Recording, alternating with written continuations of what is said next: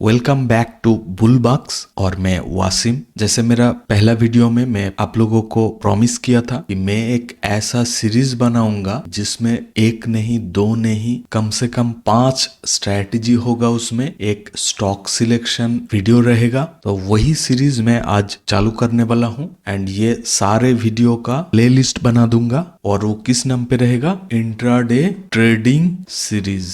छोड़िए, hand writing तो बहुत ज्यादा अच्छा हो गया, पर वीडियो बहुत बढ़िया होने वाला है। और इस सीरीज का आज पहला वीडियो रहेगा एंड ये वीडियो होगा स्टॉक सिलेक्शन रिगार्डिंग। देखिए, स्टॉक सिलेक्शन तो बहुत तरह का हो सकता है, लेकिन आज मैं आप लोगों को जो स्टॉक सिलेक्शन का प्रोसेस बताने वाला हूँ वो ऐसा नहीं कि कुछ उल्टा सीधा, ऐसा कुछ नहीं है। एक कॉमन मेथड है, लेकिन वो 100% वर्क करता है। 100% वर्क करता है मतलब ये नहीं कि 100% स्ट्रैटेजी भी सक्सेसफुल होगा, आप हर दिन प्रॉफिट करोगे, ऐसा नहीं। स्टॉक सिलेक्शन प्रोसेस बढ़िया रहेगा। उसमें से आपको मैं जो 4-5 स्ट्रैटेजी बताऊंगा उसमें से कोई एक आपको पकड़ के उसमें आपको खुद को मास्टरी करना है। ऐसा नहीं कि सारे स्ट्रैटेजी आप अप्लाई करते गए, ऐसा मत करना। सारे स्ट्रैटेजी को देखना है, समझना है, जो भी उसमें से अच्छा लगेगा वो एक स्ट्रैटेजी आपको पकड़ के उसमें खुद को मास्टरी करना है, फिर जाके आप प्रॉफिटेबल ट्रेडर बन पाओगे। लेकिन स्टॉक सिलेक्शन प्रोसेस सेम रहेगा, एक ही रहेगा।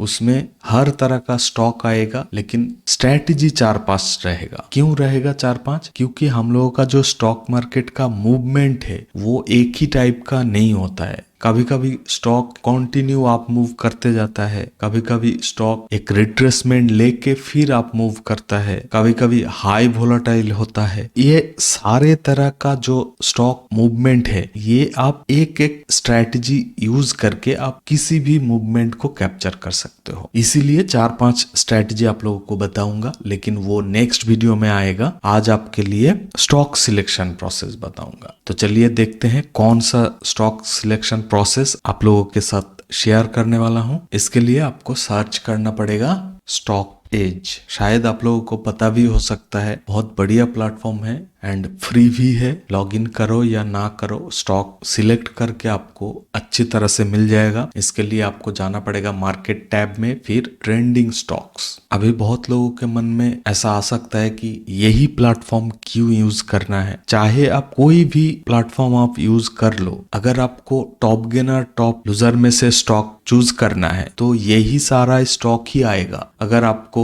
निफ्टी 500 सेगमेंट से चूज करना है, या हो सकता है निफ्टी 100 में से चूज करना है, या हो सकता है निफ्टी 50 से, या हो सकता है एफएनओ सेगमेंट से, तो वो आप इस सेक्शन से फिल्टर कर सकते हो। लेकिन मेरा मानना ये है कि ये जो मेजर स्टॉक्स बोल के ऑलरेडी डिफॉल्ट सेटिंग्स में दिया हुआ रहता है ये ही काफी है। एंड ये प्राइस मूवर से, यानी टॉप गेनर या टॉप लूजर्स, ये सारा आपको टॉप गेनर दिखा रहा है। जैसे ये यहाँ पे गेनर दिख रहा है, ये जब व्हाइट रहता है यानी हाईलाइटेड तो उस वक्त गेनर सिलेक्टेड है। अगर आप यहाँ पे क्लिक करोगे तो लूजर सिलेक्ट हो जाएगा, फिर ये सारा स्टॉक चेंज होके जितना सारा करंट डे का लूजर स्टॉक है वो आ जाएगा। अभी क्वेश्चन था कि यही प्लेटफॉर्म क्यों यूज करना है। चाहे आप कोई भी प्लेटफॉर्म हो आप यूज कर सकते हो, ऐसा कोई बात नहीं है कि इसी प्लेटफॉर्म को यूज करना है। लेकिन इसमें एक चीज बहुत बढ़िया है, वो है स्टॉक के नेम के नीचे, जस्ट नीचे कौन सा सेक्टर से ये स्टॉक बिलोंग करता है वो यहाँ पे दिया रहता है। Infrastructure, health sector, finance sector. Sector अगर दिया रहता है ना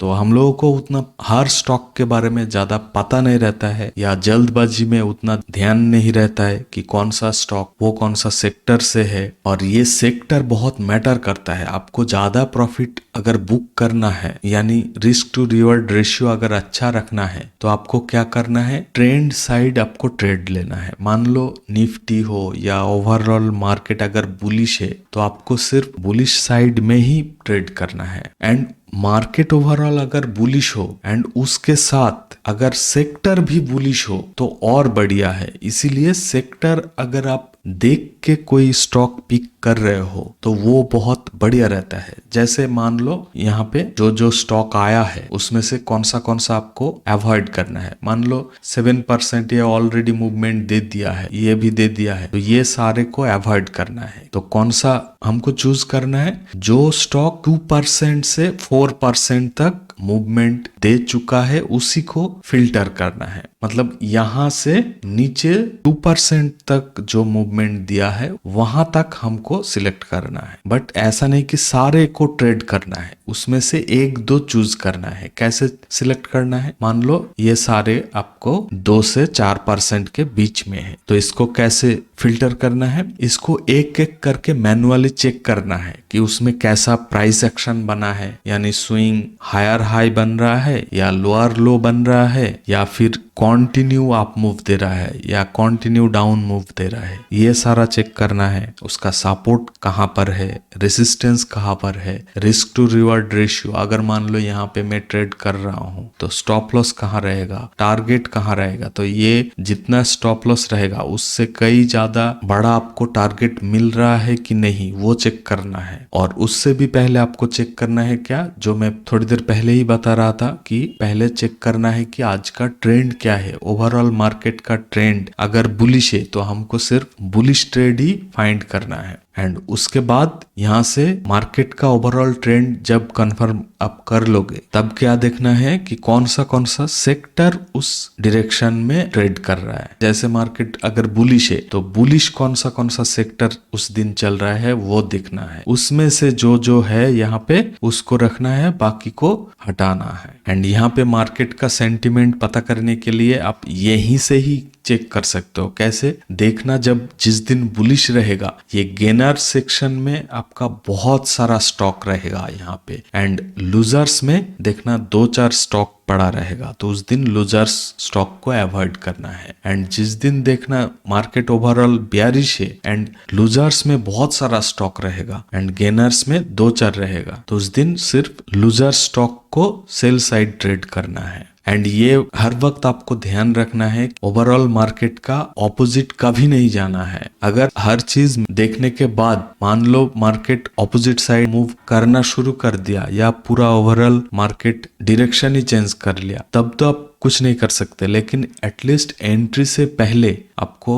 एक डायरेक्शन फाइनल करना है, ठीक है। एंड जैसे ही इतना फिल्टर करने के बाद आपके पास 2-3 या 1 या फिर 3-4 स्टॉक आपका रहेगा, उसी स्टॉक को आपको अच्छी तरह से आपका जितना भी टेक्निकल एनालिसिस के ऊपर नॉलेज है वो सारा अप्लाई करके आपको उसमें से जो बेस्ट रहेगा 1-2 ट्रेड कर सकते हो। कौन सा स्ट्रैटेजी यूज करके वो मैं अगले 2-3 वीडियो में शेयर करने वाला हूँ। 4-5 तो स्ट्रैटेजी दे दूंगा, उसको आपको अच्छी तरह से सारे रूल्स को खुद से नोट डाउन करना है, फिर उसको अप्लाई करना है। छोटा सा क्वांटिटी लेना है या फिर पेपर ट्रेड करना है। ऐसा नहीं कि स्ट्रैटेजी मिल गया और तुरंत ट्रेड करना रियल मनी से शुरू कर दिया, ये सब मत करना। आपको पहले पेपर ट्रेडिंग करना है या तो 1-2 स्टॉक लेके उसमें ट्रेड करके टेस्ट करना है, बैक टेस्ट या फॉरवर्ड टेस्ट, ठीक है। और प्लीज वीडियो को लाइक कर देना, चैनल अगर सब्सक्राइब नहीं किए हो तो जरूर कर लेना।